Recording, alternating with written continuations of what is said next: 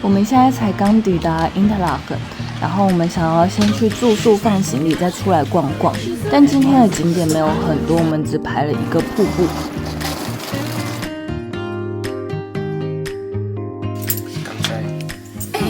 我在录影片呢。我跟爸爸告状。我要看。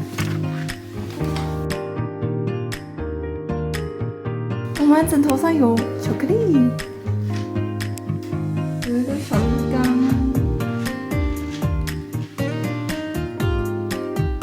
我们应该在日内瓦买一个泡澡球，然后这边有浴缸。我们现在在买 SIM 卡。我们前几天发现我们电信的账单很奇怪，但是那个人跟我们讲说，等我们下个月要缴的时候，再解决这件事情。但那时候就已经太晚了。然后刚好我们这几天网络一直连不上，刚刚就打过去，然后发现瑞士不在 EEA 的范围内，所以我们电信公司送的50GB 的国际漫游并没有支援这里。然后现在我们还要赶紧买 SIM 卡，当然我们还要付前几天看到的额外的账单。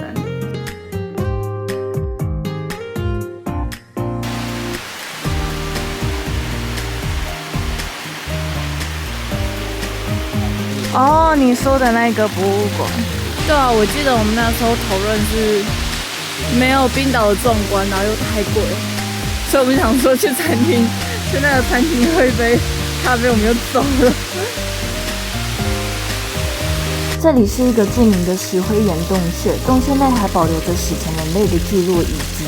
据传说，圣贝亚图斯隐居修行的洞穴就在这里。你知道在表演什么？瑞典的那个唐老师，才不是这样。旁边就是图恩寺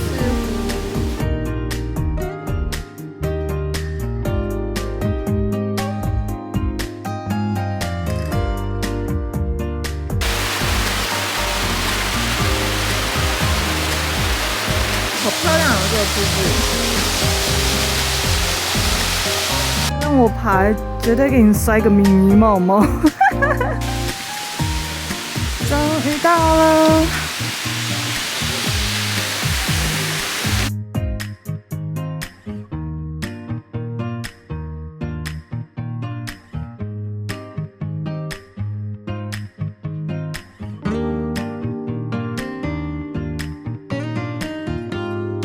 快草地那边超漂亮。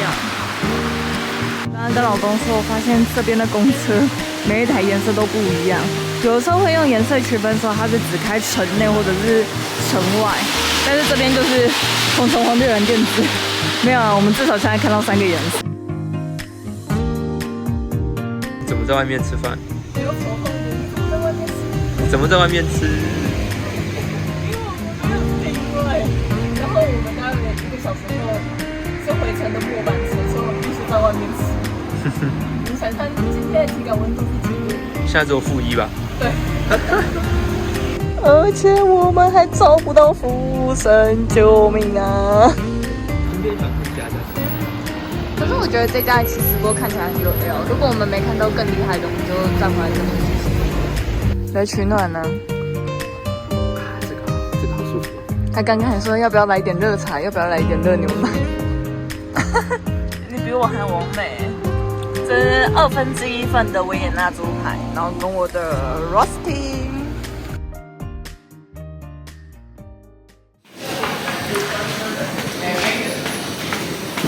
这一班就刚好这一班哦。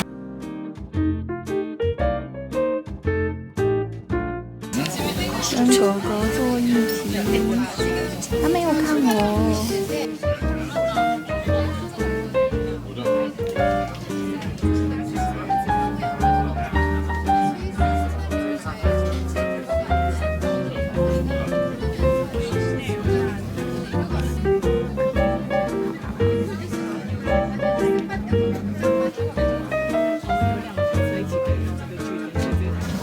明天我们会停这一站，但待会我们还会继续开，我们还要开多久？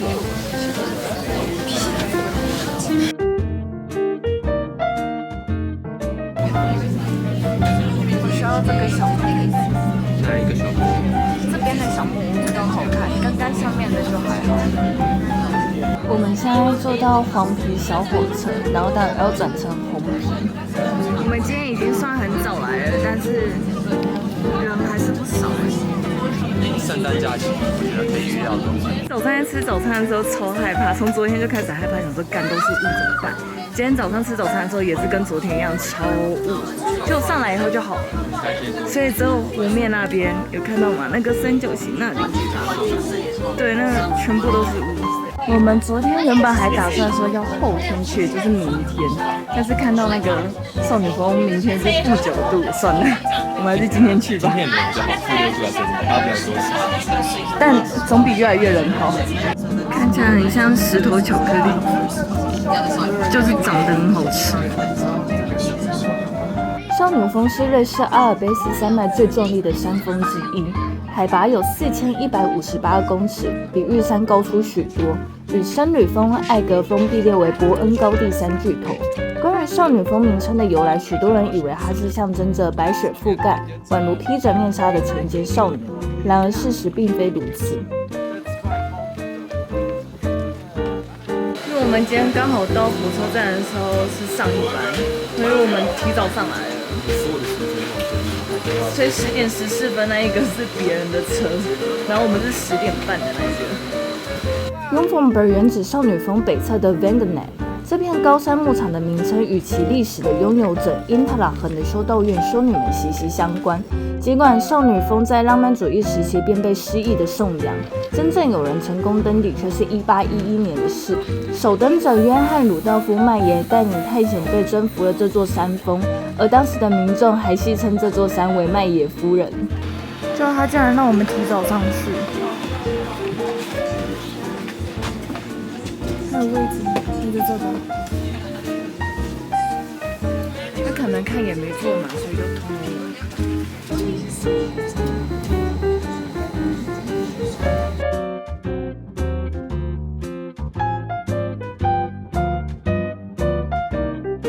积雪厚到就是可以把我灭顶，超厚。不知道你们看不看得出来？应该很难看。哦，这边是已经被铲平了，齿轨列车的那个轨道。我们要闯进艾格山峰的肚子里了。我记得倒数第2站就也是3000多。我们现在才来担心自己有没有高山症的问题。少女峰的铁路计划是来自于一位瑞士的企业家阿道夫·盖尔策勒。时间回到1893年，他站在少女峰的山谷下，望着这座高不可攀的巨峰，突然灵光一闪：如果我们直接在山里挖一条铁路，让观光客坐火车上来看风景，会不会发大财？你没听错，他的计划并不是在山脚下盖缆车，而是直接炸开少女峰，让火车从山体内部开到山顶，就是一个非常神经病的计划。是不是要成功的人都必须要有这种特质？难怪我只能在这里拍片。你现在应该没有不舒服吧？没有啊，你呢？一点轻飘飘的。我的咸酱待会应该会结冰。对啊，我们想象结冰的酱油啊，好恶。你就把它当成高级料理吃。哇，好快！策勒的计划一公布，所有的工程师都傻眼，因为这不仅仅是疯狂，而是几乎不可能。毕竟这可是19世纪，当时的科技连打隧道都很吃力，更别说是在永冻层里面开着全欧洲最高的铁路。但他不管这些，他手上有钱，内心有梦，就直接开工了。他刚刚写35714，被我的裙子翻了。那现在问题来了，怎么炸开少女峰？答案是超硬派的凿山技术跟不怕死的工人。工程队每天都在零下的环境里用小小的炸药和人力凿开隧道。这条隧道几乎是人工开凿的，而隧道环境又冷又缺氧，工作条件堪比炼狱，甚至有30多名工人就命丧工地。感谢这些工人的牺牲，成就了这条世界级的铁路。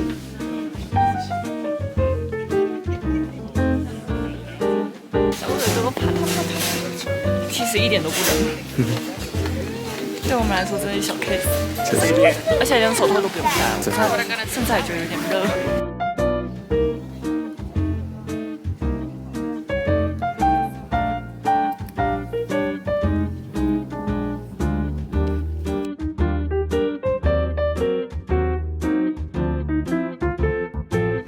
没有对照表，也不知道什么是什么是什么。对照表给你们。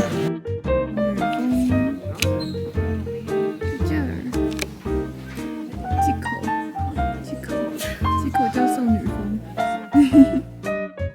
这个冰红，是这个冰红。哎，我们超夸张了，我们在少女峰前面吃饭，我还没有看过谁是这样。他在这里，少女峰配午餐，你跑太快。找不到巧克力。哎，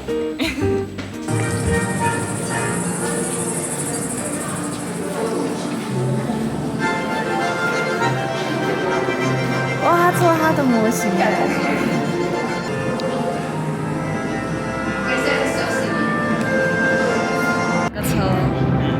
然后才后来变成那个红色的这个，然后待会我们会搭这个下来，哦，超酷的！变铁路的故事，1896年开始，是1912年通车，我一直以为是1922。话说你们知道吗？本来策略的计划是一路挖到少女峰山顶，然后盖一座超级观景塔。但随着1899年策略的病逝，资金出现了缺口，建设团队只能被迫修改设计，最终才只能停在少女峰车站。所以原始的计划比我们想象的更加疯狂。当时候的照片，这个是当年的工具。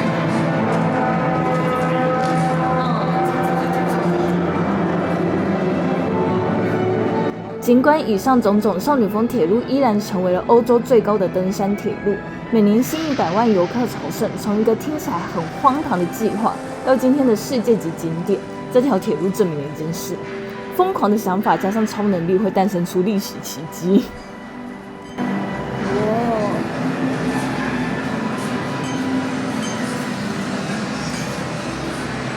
阿里山小火车也是徒手开造的。在工程中殉职的人员。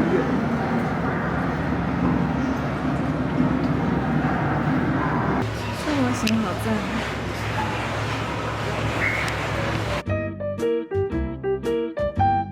火山快热点，还有一些冰雕。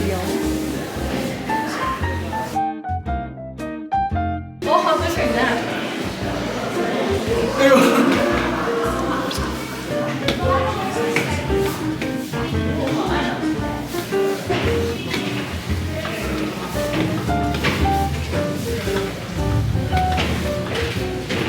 只是一个普通的隧道。对啊。好亮。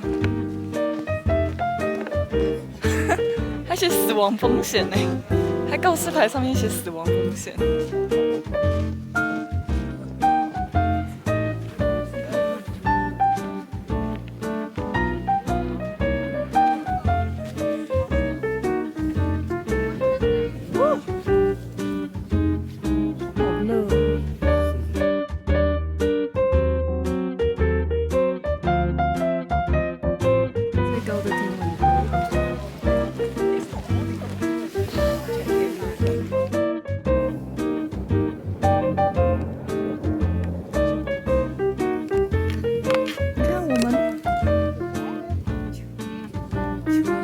全山最危险的地方——离谷店，有看到老公指示我来冲吗？瑞士的巧克力。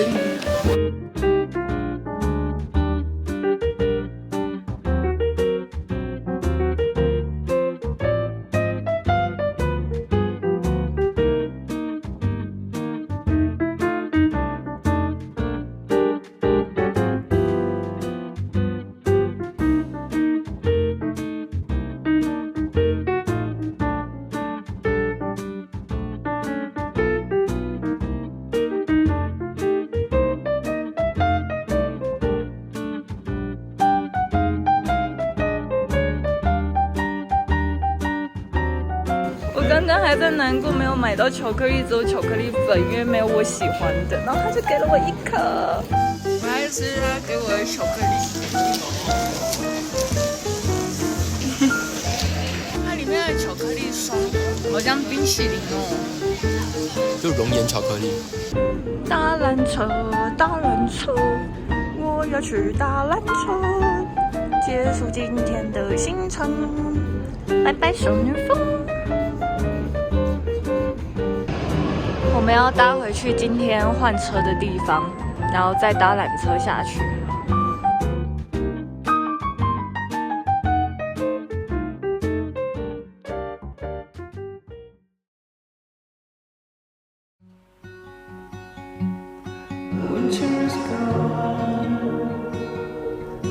我不喜欢它，crawl 这样子，啊，有蜘蛛啊，很可怕。是不是上去要戴墨镜？晕血，眼睛会痛。对，我要受罪，宿醉。我要受罪了，因为我没办法戴墨镜。对。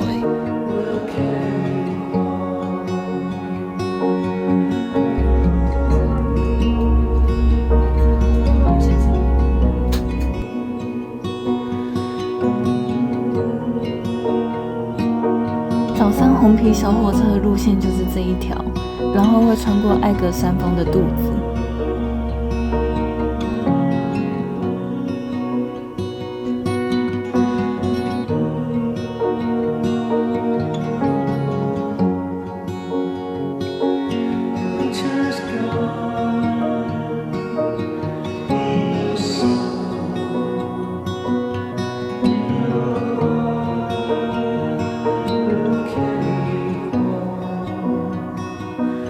我们现在要转乘公车，然后再换另外一个缆车上去 First 山峰。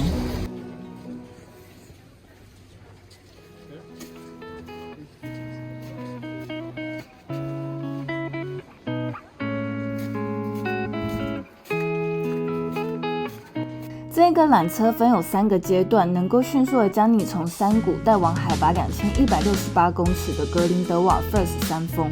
这里不仅有艾格峰北壁的壮丽景色，还有许多刺激的雪上活动。原本我们其实也很想玩，但看完它的价钱实在是够呛。哦，好快！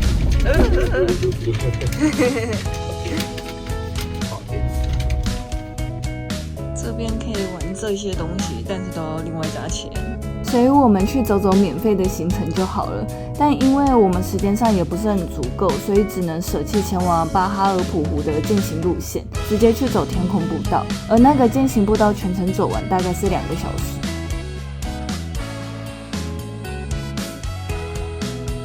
游乐设施的票也都卖完了，而且很贵，所以就算了吧，看别人玩。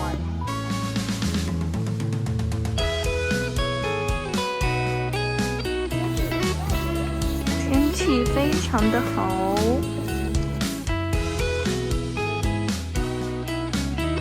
难怪我想说我们又没有要玩游乐设施，但就是一直要上来，就是忘记你要带我走这个奇怪的东西。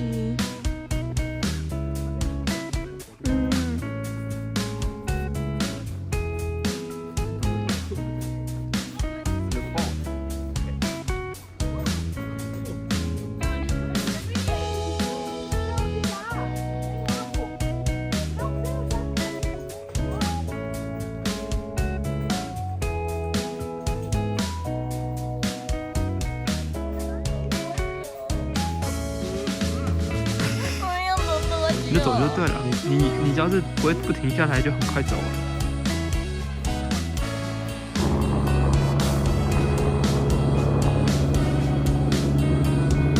他来救我了。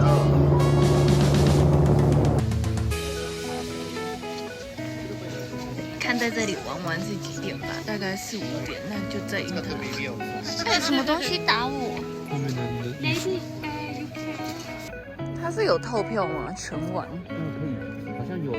可是我记得它真的贵得很夸张。等频道赚钱以后，我们再玩。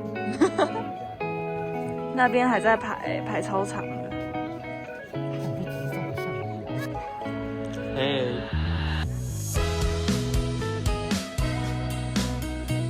看来是上山容易下山难，人排超多。